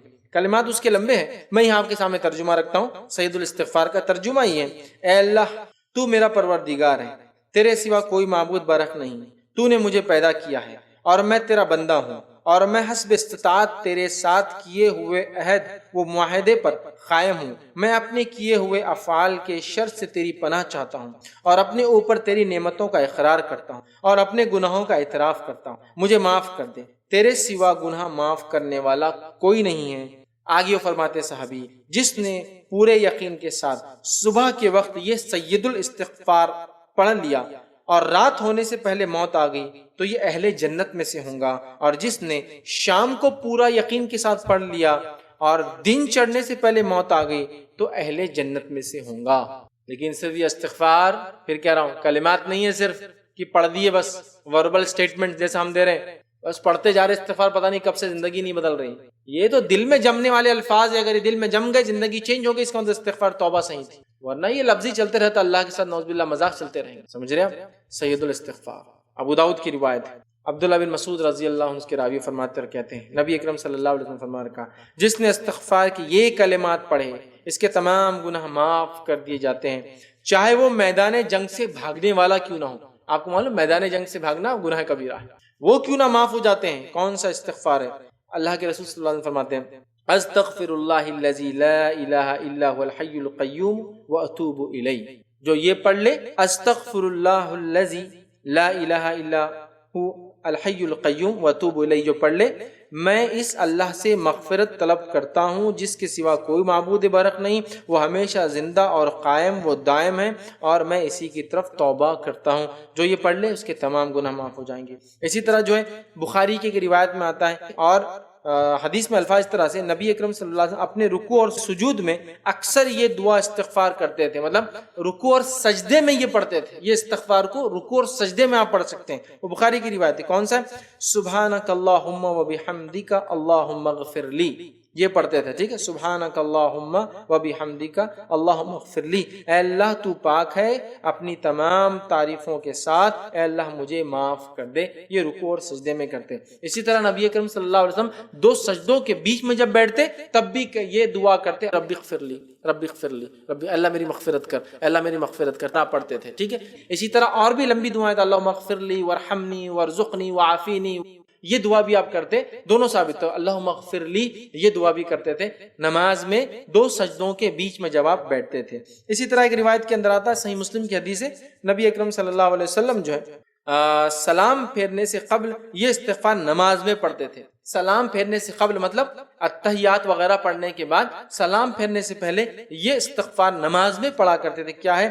اللہم اغفر لی ما قدمت وما اخرت وما اسررت وما اعلنت وما اسرفت وما انت اعلم به منی انت المقدم وانت المؤخر لا الہ الا انت، اے اللہ میرے پہلے پچھلے پوشیدہ ظاہر تمام گناہ بخش دے، میری زیادتیاں مجھے معاف کر دے جنہیں تو مجھ سے زیادہ بہتر طریقے سے جانتا ہے، تو ہی مقدم ہے، تو ہی مؤخر ہے، تو ہی اول ہے، تو ہی آخر ہے، تیرے سوا کوئی معبود برحق نہیں۔ یہ استغفار یاد رکھیے نماز کے اندر نبی اکرم صلی اللہ علیہ وسلم کرتے تھے۔ تو یہ سلام سے پہلے قاعدے میں رکوع اور سجود میں کرتے تھے، وہ پتہ چل گیا، دونوں سجدوں کے بیچ میں کرتے تھے، وہ پتہ چل گیا، سید استغفار کرتے تھے، وہ پتہ چل گیا۔ اسی طرح وہ استغفار کی جنگ سے کوئی انسان بھاگ بھی جائے کر لے تو انشاءاللہ عزیز اللہ معاف کر دیں گے، وہ بھی ہم نے دیکھ لیا۔ تو توبہ اور استغفار بڑی اہم چیز یاد رکھیے، توبہ اور استغفار صرف کلمات نہیں ہے جن کو ادا کر کے ہم خوش ہو جائے، یہ کلمات کے ساتھ دل کی دنیا کی تبدیلی کا نام ہے، ہمارا انٹرنل لائف چینج ہو جائے، دل سے ہم اپنے آپ کو بدل لیں۔ انشاءاللہ عزیز توبہ اور استغفار ہمارے لیے ایک بہت بڑا ذریعہ ہے اپنے گناہوں کو معاف کرنے کا، یہ واحد ذریعہ ہے جنت میں جانے کا، اپنے گناہوں کی معافی کا، یہ وہ ذریعہ ہے جس سے افراد اور قومیں دنیا کی ہلاکت، مصیبت، پریشانی اور غم سے بچ سکتی ہے، یہ وہ ذریعہ ہے جس کے کرنے سے رزق میں اضافہ، اولاد میں اضافہ، بارش میں اضافہ، جنتوں مطلب باغات کے اندر اضافہ، اور دنیا کی کئی فائدے ہم اٹھا سکتے ہیں۔ اس کو چھوڑنے کا نتیجہ بہت زیادہ نقصان دہ ہو سکتا ہے۔ نبی اکرم صلی اللہ علیہ وسلم کو اللہ نے حکم دیا اس کے کرنے کا۔ نیک لوگوں کی صفت اور عادت تھی کہ وہ استغفار و کثرت سے کرتے تھے۔ ہم نے دیکھا نبی اکرم صلی اللہ علیہ وسلم کو آخر وقت میں اس کو کثرت سے کرنے کا حکم آیا، پھر ہم کیوں پیچھے ہٹیں گے؟ ہمیں بھی چاہیے توبہ اور استغفار کو اپنا شعار، اپنی علامت، اپنی پہچان، اپنی عادت بنا لے، اور کثرت سے توبہ اور استغفار اللہ تعالیٰ سے ہم کرتے رہیں، اس لیے کہ انسان ہونے کے ناطے مجھ سے اور آپ سے دن اور رات، صبح اور شام اتنے گناہ سرزد ہوتے ہیں جس کی کوئی انتہا نہیں۔ یاد رکھیے تو گناہوں کے معافی کا واحد ذریعہ جو انسان شرک نہ کرتا ہو، اس لیے کہ شرک کرنے والے کے لیے کوئی توبہ اور استغفار کام آنے والے نہیں ہے، اور اگر شرک کرتا ہے تو شرک سے توبہ کر لیتا اور استغفار کرتا ہے تو انشاءاللہ اللہ شرک کو بھی معاف کرتا ہے، لیکن جس کی موت شرک پر آ گئی تو کتنا ہی توبہ استغفار دنیا میں کیا فائدہ نہیں ہوگا، جو مر گیا اس پر۔ ہاں، جس نے شرک سے بھی توبہ اور استغفار کر لیا، اپنی زندگی کو تبدیل کر لیا، اور اس کی موت ایمان کی حالت میں ہوئی ہو اور کثرت سے اپنے رب سے معافی مانگتا تھا، تو ضرور بھی ضرور ایسا انسان اپنے رب کو معاف کرنے والا، رحم کرنے والا، اور اس کو ایسی جنتوں میں داخل کرنے والا پائیں گا جس کے نیچے نہریں بہتی۔ یاد رکھیے تو یہ بڑی اہم چیز تھی کہ ہم توبہ اور استغفار، اس کے فضائل، اس کی اہمیت کو جانیں، اس کے فضائل کو جانیں، اور اس کی حقیقت کو جانیں، اس کی ریالٹی کیا ہے۔ نہیں تو پتہ چلا وہی زندگی ہے، استغفر اللہ بولے اور گناہ کی طرف دیکھنا شروع، کیوں تو بولے استغفار پڑھ رہا ہوں نا، نہیں، بلکہ زندگی چینج ہو جائے، تبدیل ہو جائے، اور جو گناہ ہوتے ہیں اس سے معافی کا یہ استغفار ذریعہ ہے۔ یہ دعوت گناہ نہیں ہے، بلکہ گناہ انسانی فطرت کا حصہ ہے، ہو جاتے ہیں، خطا انسانی فطرت کا حصہ ہے، ہو جاتے ہیں، ابن آدم بھول جاتا ہے، ہو جاتا ہے، وہ معافی کا ذریعہ ہے استغفار۔ لہٰذا جو گناہ ہم سے ہوتے ہیں کثرت سے ہم کریں۔ نبی اکرم صلی اللہ علیہ وسلم ہمارے لیے نمونہ ہے، آپ گناہ نہیں کرتے تھے پھر بھی 70 سے 100 مرتبہ توبہ اور استغفار کرتے تھے، ہم بھی اس کو معمول بنانے۔ علماء لکھتے ہیں کہ اگر کوئی انسان 100 مرتبہ والی اس روایت کو لے لے اور ہر نماز کے بعد 20 مرتبہ کرے تو 100 مرتبہ دن میں ہو جاتا ہے، چونکہ حدیث میں نبی اکرم صلی اللہ علیہ وسلم ایک ساتھ کرتے تھے، ایک ساتھ نہیں ہو رہا، لیکن 100 مرتبہ بھی تو کرتے دن بھر میں، تو ہر نماز کا 20 مرتبہ تو کرے، 3 مرتبہ تو خود رسول اللہ صلی اللہ علیہ وسلم کرتے تھے، اللہ اکبر، استغفر اللہ، استغفر اللہ، اللہم انت السلام و منک السلام، پھر دعائیں پڑھتے تھے نا۔ تو لہٰذا اس کو ہم اپنا عادت اور معمول بنا لے، تاکہ انشاءاللہ عزیز ہم اپنے گناہوں کی اپنے رب سے معافی کروا لیں، اور جب ہم اپنے رب سے ملے تو ہمارا رب ہمیں معاف کر کے ہمیں جو جس چیز کا اس نے ہم سے اپنی کتاب میں وعدہ کیا ان جنتوں کے اندر ہمارا جو داخلہ کرے۔ اسی پر میں اپنی بات کو ختم کروں گا۔ اللہ رب العزت سے آخر میں دعا ہے کہ اللہ سبحانہ تعالیٰ ہم تمام کو سچے دل سے توبہ کرنے کی توفیق عطا فرما۔ اللہ سبحانہ تعالیٰ ہماری کی گئی توبہ کو جو ہے قبول کر، اور ہمیں جو ہے گناہوں سے ہماری جو حفاظت کر، جب تک اللہ ہمیں زندہ رکھ، ایمان اور اسلام پر زندہ رکھ، خاتمہ ایمان پر ہو۔ آخر دعوانا ان الحمد للہ رب العالمین، سبحان ربک رب العزت عما یصفون، وسلام علی المرسلین، والحمد للہ رب العالمین۔ بسم اللہ الرحمن الرحیم، الحمد للہ رب العالمین، والصلاة والسلام علی خاتم النبیین والمرسلین، رب اشرح لی صدری ویسر لی امری واحلل عقدۃ من لسانی یفقہوا قولی۔ اس نے ایک سوال کیا، کوئی انسان زندگی میں بہت گناہ کرتا ہے، جیسے سود کھانا، غلط طرح سے پیسہ کمانا، اس کے لیے مغفرت کی دعا کر سکتے ہیں؟ دیکھیے سب سے پہلی چیز، اگر وہ انتقال کر گئے ہیں، جیسے دیکھ رہا مغفرت کی دعا، اگر کوئی ایسا شخص جو زندگی میں گناہ کرتا تھا اگر انتقال کر گیا ہے تو ہمارا مغفرت کی دعا اس کو تبھی فائدہ پہنچا پائیں گی جب وہ توحید پر تھا اور اپنے گناہوں پر نادم ہوا تھا، ٹھیک ہے؟ اس لیے کہ اگر کوئی انسان توحید پر نہ مرا تو ہمارا کتنا بھی استغفار اس کو فائدہ نہیں دے گا۔ اور یہ بات نبی اکرم صلی اللہ علیہ وسلم اور صحابہ کے عمل سے ثابت ہے کہ مومن کے لیے استغفار کر سکتا ہے، چاہے زندہ ہو یا مردہ ہو، جیسے اللہ ان کے گناہوں کو معاف کرے انسان بول سکتا ہے، اس میں کوئی حرج نہیں، لیکن وہ شخص توحید پر مرا ہو، ٹھیک ہے؟ اور جہاں تک معاملہ سود کھانے کا ہے، پیسے لیا تھا، تو حقوق العباد شامل ہے، اور حقوق العباد کے لیے ضروری ہے اس توبہ کے لیے سب سے پہلے دل میں نادم ہو انسان، دوسرا وہ اس عمل سے توبہ کرے، استغفار کرے اس عمل کے لیے، تیسرا اس کام کو دوبارہ نہ کرے، اور چونکہ بندوں کا حق تھا اسے لوٹا دے۔ تو اگر وہ جا چکا ہے، مر چکا ہے، تو اب اس کے وارثوں کا کام ہے کہ وہ چیز لوٹا دے لوگوں کو، جیسا کہ جن کا پیسہ کھا لیا تھا غلط طریقے سے ان کو لوٹا دے، سود کھایا تھا تو اب وہ سود کو چھوڑ دے اور جو اس نے کمایا تھا اور کھایا تھا اس کو صدقہ کر دے. صدقہ مطلب نہیں بولیں گے، کسی کو دے دے اس لیے کہ اس کا ثواب بھی نہیں ملے گا، سود کے پیسوں کا اجر نہیں. ٹھیک، تو وہ اس کو جہاں جو اس کے مستحق ہیں ان تک پہنچا دے. اگر وہ ایسا کرتے ہیں اور اگر وہ توحید پر مرا تھا وہ انسان جو یہ کرتا تھا، تو امید ہے آپ لوگوں کے اس چینج کرنے سے، تبدیلی لانے سے، اس کے بدلے میں اس کا خرچ چکانے سے، جن کا پیسہ غلط طریقے سے کھایا تھا، سود لیا تھا تو اس سود کے کاروبار کو بند کر کے اور وہ پیسہ جو ہے سود کا جہاں دینا چاہیے وہاں لگا دینے سے انشاءاللہ عزیز اس کی مغفرت کے چانسز ہے. لیکن کب؟ جب وہ توحید پر مرا تھا. اگر اس کا انتقال شرک پر ہوا تھا تو پھر یاد رکھیے اس میں کوئی گنجائش چانسز نہیں ہے ایسے آدمی کی کہ موت کے بعد اس کی مغفرت ہو پائے. اگر توحید پرست تھا، گناہ ہوئے تھے تو ہم اس کے لیے استغفار کر سکتے ہیں، اور آپ کو استغفار میں چونکہ بندوں کا حق تھا یہ حق لوٹانے کی پوری کوشش کرنا ہوں گی انشاءاللہ عزیز. امید ہے کہ اللہ تعالیٰ ان کے گناہ معاف کرے اور ان کی. السلام علیکم.